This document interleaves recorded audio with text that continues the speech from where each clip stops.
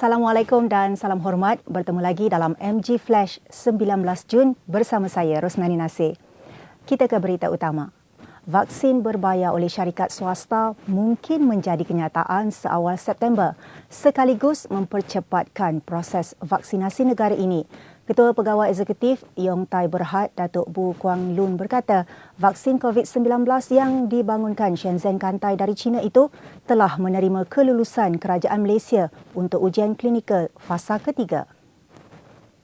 Jelasnya ujian klinikal fasa ketiga dijangka selesai pada awal Ogos. Dengan itu, syarikatnya boleh membawa vaksin berkenaan masuk ke Malaysia seawal September sekiranya kelulusan daripada kerajaan berjalan lancar. Menurut laporan Sinchiu Daily, Yong Tai Berhad bakal membekalkan vaksin COVID-19 kepada syarikat swasta, hospital, kerajaan negeri, kerajaan persekutuan, malahan kepada negara-negara Asia Tenggara selepas mendapat kelulusan.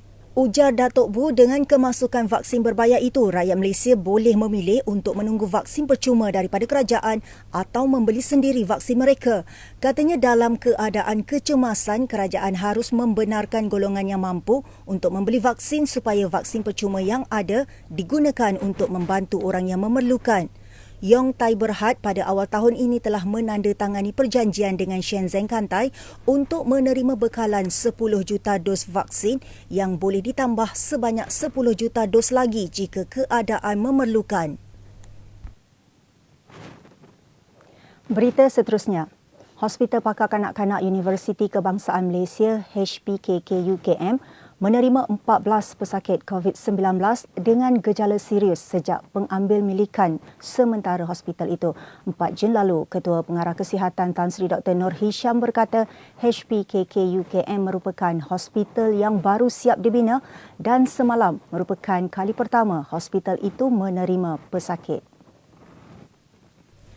Beliau berkata hospital yang merupakan hospital pengajar itu baru siap dibina dan mempunyai kapasiti 243 katil termasuk 28 katil rawatan kritikal ICU.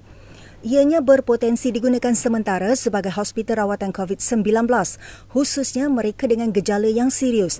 Perkembangan terkini itu dikongsi Tan Sri Dr. Nur Hisham Abdullah dalam hantaran di laman Twitter. Beliau berkata hospital tersebut menerima rujukan hanya dari Pusat Kawalan COVID-19 Bersepadu Wilayah Tengah yang berperanan mengkoordinasi pergerakan dan penempatan pesakit wabak tersebut di Selangor dan Kuala Lumpur.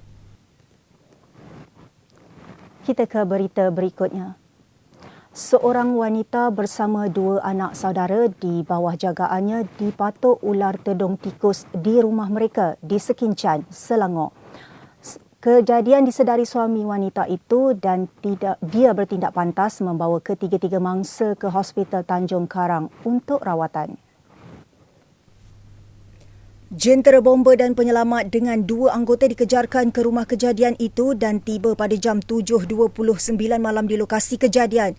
Komander Operasi Bomba dan Penyelamat Muhammad Zulirfan Zulkifli berkata, difahamkan wanita berkenaan sedang memandikan 2 anak saudaranya di bilik air sebelum mereka dipatuk ular tedung itu.